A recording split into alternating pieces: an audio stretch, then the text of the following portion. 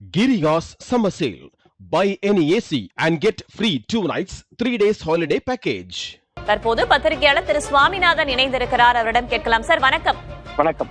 விஜய் முன்னுள்ள இரு தேர்வுகள் பாஜக பின்னணி அதிமுகவா அல்லது காங்கிரஸ் விசிக இடதுசாரிகளா? உங்களுடைய பார்வை.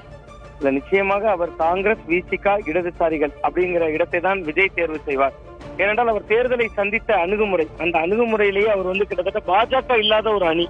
நீங்க தமிழ்நாட்டுல கடந்த 2019, 21, 24 3 தேர்தல் களத்தினுடைய வெற்றியின் அடித்தளமே பாஜக எதிர்ப்பு தான். பட் தேர்தல் நேரத்தில் அவர் பாஜகவோடு இல்லாமல் தேர்தலுக்கு பின்பு ஒரு பாஜக கூட்டணியில் அங்கம் வகித்த அதிமுகவோடு உறவு என்று வந்தாலே அது விஜய்க்கு ஒரு பெரும் பின்னடைவாக இருக்கும். இன்னொன்று, அது இருபெரும் திராவிட கட்சிகள்ல ஒன்றுதான் அண்ணா திராவிட முன்னேற்ற கழகம். இன்னைக்கு கிட்டத்தட்ட 47 இடங்கள் அவர்களும் ஜெயித்திருக்காங்க, 3வது இடத்திற்கு போயிருந்தாலும் கூட. பட் அவர்களோடு கரம் கோர்த்தால் ஒரு கட்டத்தில் அதிமுகவையும் ஊழல் சக்தி என்று விமர்சித்திருக்கிறார்.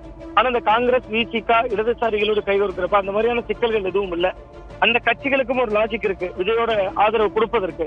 நீங்க காங்கிரஸுக்கு என்ன வகையான லாஜிக் இருக்கு அப்படின்னு பாத்தீங்கன்னா, ஏற்கனவே விஜய் நீண்ட காலமாக எதிர்பார்த்தார் காங்கிரஸ் நம்மோடு வரும் என்று காத்திருந்தார். ஒரு வகையில் சொல்ல போனா திரிசோரங்கர் உள்ளிட்டவர்கள் அதற்கு ஆதரவு குரல் கூட எழுப்பியிருந்தாங்க. பிரவீன் சக்கரவர்த்தி தொடங்கி நீண்ட பட்டியலே நம்ம போடலாம். இன்னொரு பக்கத்துல நேற்று கே.சி. வேணுகோபால் செய்தியாளர்கள் சந்திக்கிற பொழுது கூட ஒரு விஷயத்தை குறிப்பிட்டிருந்தார். தாவேகாவிலும் கொள்கை தலைவராக காமராஜரையும் வைத்திருக்கிறார்கள் அப்படிங்கிற வார்த்தையும் பயன்படுத்தியிருந்தார். அதுல இருந்து காங்கிரசும் விஜய் பக்கம் ஆதரவு கொடுப்பதற்கு காரணங்களை தேடுகிறார்கள் அப்படின்னு நம்ம புரிஞ்சுக்கலாம். இன்னொன்று, விஜய் தொடர்ச்சியா சொல்லிட்டு வர்றார் காங்கிரஸ் உண்மை தொண்டர்களே எங்க கூட தான் இருக்காங்க. இன்னொன்று, விடுதலை சிறுத்தைகள் கட்சி திருமாவளவன் அவர்கள் நேற்று பேசுகிற பொழுது கூட ஒரு விஷயத்தை குறிப்பிட்டிருந்தார். அந்த விஷயத்துல அவர் என்ன சொல்லியிருந்தாரு, நான் இந்த பரப்புரையில விஜய்க்கு எதிராக எதுவும் நாங்கள் பரப்புரை செய்யவில்லை அப்படின்னு பேசியிருந்தார். இடதுசாரிகளை பொறுத்தவரை பாஜக இல்லாத ஒரு அரசு அமையணும், அது விஜய் அந்த பக்கம் நகர்ந்து விடாமல் இருப்பார் என்பதற்காகவே இடதுசாரிகளும் ஆதரவு கொடுப்பாங்கன்னு தான் நான் பாக்குறேன். விஜயனுடைய தேர்வுல நிச்சயமா அண்ணா திராவிட முன்னேற்ற கழகமும் அந்த பாஜக அங்கம் வகித்த கூட்டணியோ 100% இருக்காது. இப்பவர்கள் இந்த தரப்புல இருந்து ஆதரவு வந்துச்சுனாலே நீங்க காங்கிரஸ் ஒரு 5, விடுதலை சிறுத்தைகள் 2, 7, அதே போன்று 2 கம்யூனிஸ்ட் கட்சிகள்ல இருந்து 4 என்று வந்தாலே அந்த தேவையான மேஜிக் நம்பர் வந்துடும். அவர்களை பொறுத்தவரையுமே இது பாஜக இல்லாத ஒரு அணிதான்.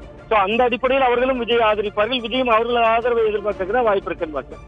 108 தொகுதிகள் திரு சுவாமிநாதன். அதுல திருச்சி கிழக்கு ராஜினாமா ஒரு சபாநாயகர் என்று விடும்போது பெரும்பான்மைக்கு தேவைப்படுகிறது. இப்ப காங்கிரஸ் 5, விசிக 2, இடதுசாரிகள் 4 என்று வரும்போது மிகவும் நெருக்கமான ஒன்றாக அமைந்து விடாதா? ஒரு கம்ஃபர்டபிள் மெஜாரிட்டி என்பது இல்லைன்னு பாக்கணுமா? இல்ல, இப்ப நீங்க சேர்த்திருக்கக்கூடிய இந்த அணி, ஒருவேளை இந்த அணி அமைந்தால் காங்கிரஸ் கட்சி, விடுதலை சிறுத்தைகள், அதே போன்று மார்க்சிஸ்ட் கம்யூனிஸ்ட், இந்திய கம்யூனிஸ்ட் என்று ஒரு அணி அமைந்தால் இந்த அணியை பொறுத்த வரைக்குமே பாஜக எதிர்ப்பு நிலைப்பாட்டில் கொண்டவர்கள். அதனால இந்த அணி ஒரு அணியாக இவர்கள் உள்ளே சென்று ஒரு ஆதரவு கொடுத்தாங்கன்னா அது கிட்டத்தட்ட ஒரு பாதுகாக்கப்பட்ட ஆட்டமாக தான் இருக்கும்னு நான் பாக்குறேன்.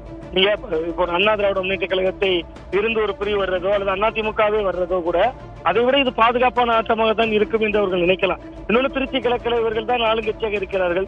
ஒரு புதிய வேட்பாளர்களை நிறுத்துகிற பொழுது காலப்போக்கில் அதுவும் வெற்றிகரமாக தாவேகா பக்கம் தான் நகரப்போகுது. அதான் நமக்கு களம் காட்டுது. அந்த அடிப்படையில் கூட இதை விஜய் அணுகுவதற்கான ஒரு வாய்ப்பு இருக்கு. இன்னொன்று, கிட்டத்தட்ட இது ஒரு நெருக்கமான ஆட்டமாக இருந்தாலும் கூட இதுதான் ஒரு மக்களால் ஏற்றுக்கொள்ளப்படக்கூடிய ஆட்டமாக இருக்கும் தான் விஜய் நினைப்பார் நான் பாக்குறேன். அதிமுக திமுகவை எதிர்த்து அரசியல் செய்துவிட்டு கடந்த காலங்களில் விமர்சனம் வைக்கப்பட்டது. தேர்தலுக்கு பின்பு இவர்கள் அதிமுகவோடு கைகோர்த்து விடுவார்கள், பாஜக அதிமுகவுக்கு பெரும்பான்மை தேவைப்பட்டா விஜய் போயிடுவார். இப்ப கால மாற்றம் விஜய்க்கு தேவைப்படுகிறது, அதிமுக வந்து விடுமான்னு பேசக்கூடிய சூழல் எழுந்திருக்கிறது. அதுல அது எது நடந்தாலுமே அது விஜய் கட்சிக்கு ஒரு பின்னடைவாகத்தான் இருக்கும்.